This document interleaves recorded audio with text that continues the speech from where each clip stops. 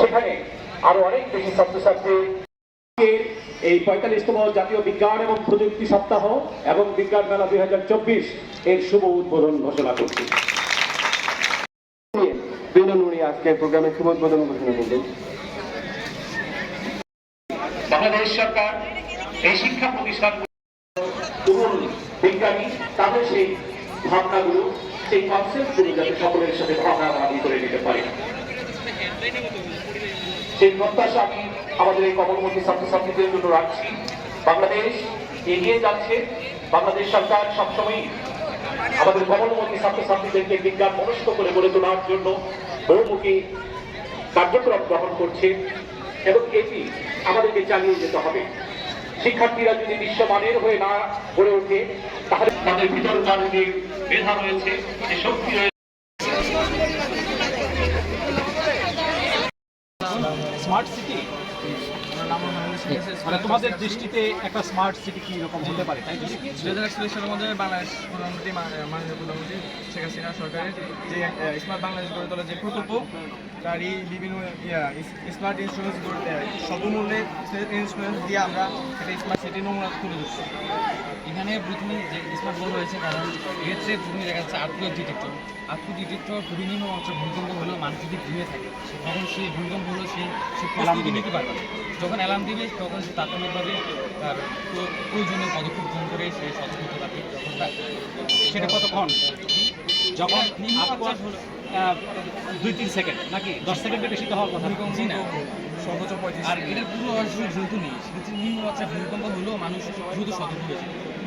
তারপরে রয়েছে এখানে অটোমেটিক স্ট্রিট লাইট। এক্ষেত্রে একটু স্বল্প আরও সেজন্য লাইট জ্বলে হচ্ছে। এটা রাত্রিবেলা একটি দেশের মানুষের চলাচলের জন্য, মানুষের নিরাপত্তার জন্য সর্বদাই একটি শহরে আলো প্রয়োজন। সেক্ষেত্রে যখন রাত্রিবেলা সাধারণ সূর্যালো থাকে না, তখন এই স্ট্রিট লাইটগুলো যেগুলো সূর্যরশ্মির মাধ্যমে চার্জ প্রাপ্ত হবে ব্যাটারিগুলো, এবং সেখান থেকে অটোমেটিক চলতে থাকবে। রাতটা কাবার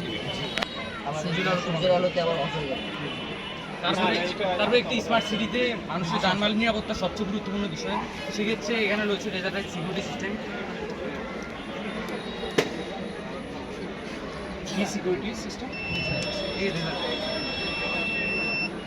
এক্ষেত্রে যেমন লেজার লাইটটা রাত্রিবেলা যখন বাসার ভিতরে ঢুকবে, এটা মিররের মাধ্যমে চারপাশে ঘেরাও করে দেওয়া হবে। যখন কেউ এই লেজার লাইট অতিক্রম করে একটু দেখা আছে, আমাদের অফিসাররা তোমাদের এই ডিটেল মডেলগুলো, হ্যাঁ, এটা আমরা কালেক্ট করে নেব, নিয়ে তারপরে সকলে ঠিক আছে।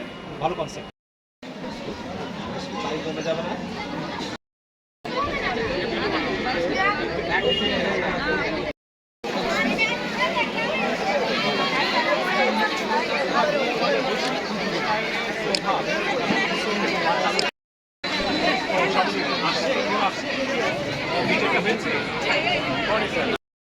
স্টল পরিদর্শন করবেন সবাই।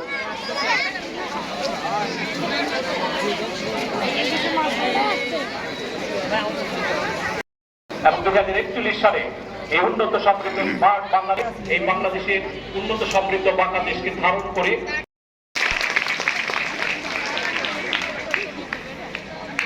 সম্মানিত সুধী রাস্তার যেসব দুর্ঘটনা ঘটে সেসব দুর্ঘটনা প্রতিরোধ করার উদ্দেশ্যে একটা ব্যবস্থা উপস্থাপন করা। কি ব্যবস্থা বলো, কনসেপ্টটা কি? এখানে যদি আমরা এখান থেকে একটা গাড়ি যাই তখন এই পাশের রাস্তায় এই সিগন্যালটা প্রদান করা হবে। যখন এই সিগন্যালটা দেখানো হবে তখন এই গাড়িটা সতর্ক হয়ে যাবে যে বিপরীত দিক থেকে একটা গাড়ি আসছে। মোড়ে আমরা অনেক সময় বুঝি না যে ওই পাশে একটা গাড়ি আসছে, সেখানে সিগন্যালে ওই পাশে আরেকটা গাড়ি আসতেছে, রাইট?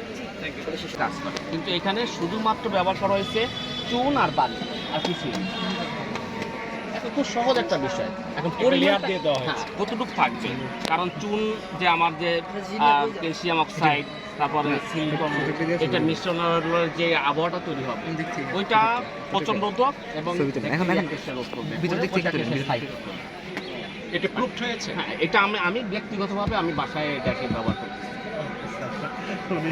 এবং এটা আর আরেকটা স্যার, এটা হচ্ছে এটাই বলা হচ্ছে। সুপ্রিয় শিক্ষার্থীবৃন্দ, তোমরা যারা কুইজ প্রতিযোগিতা অংশগ্রহণ করবা তারা দ্রুত উপরে চলে যাও। এটা বলো তুমি কুইজ প্রতিযোগিতায় সিনিয়র গ্রুপ দোতলায় অনুষ্ঠিত হবে এবং জুনিয়র গ্রুপ তিনতলায় অনুষ্ঠিত হবে। আমি আবার বলছি, যারা কুইজ প্রতিযোগিতা অংশগ্রহণ করবা খুব দ্রুত সময়ের মধ্যে অনুষ্ঠিত হবে। সিনিয়র গ্রুপ দোতলায় এবং জুনিয়র গ্রুপ তিনতলায় চলে যাও। ধন্যবাদ। আরে তো ভারী একটা বস্তু জিনিস বস্তু নিয়ে কিছু জমিতে কীটনাশক প্রয়োগ করতে অনেক সময় লাগে, কারণ কষ্ট হয়। তো সেই কষ্ট থেকে রক্ষা পেতেই এই ফার্মার মেশিনে সোলার সাহায্যে চলবে। এখানে সোলার এনার্জি থেকে এই ব্যাটারিটি চার্জ হবে, আর সেই চার্জ থেকেই এই মেশিনটা চলবে। সেটা সে অন্তত তার মানে 40 ফিট দূরে এসে করতে পারবে। তো এগুলো এটা বাড়বে। এরপর আমরা এখানে সিস্টেম আছে, আমরা